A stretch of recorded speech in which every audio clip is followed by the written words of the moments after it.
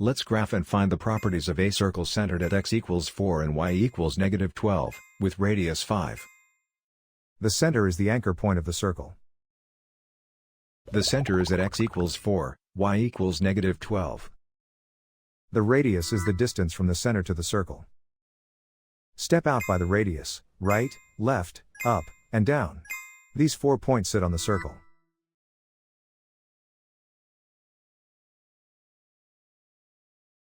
A circle equation uses center shifts on the left, radius squared on the right.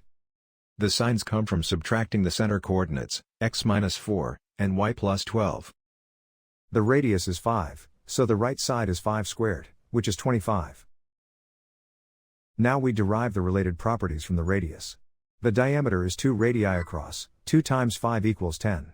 The circumference is 2 pi r, 2 times pi times 5 equals 10 pi. The area is pi r squared, pi times 5 squared equals 25 pi. So this circle is described by its center and radius.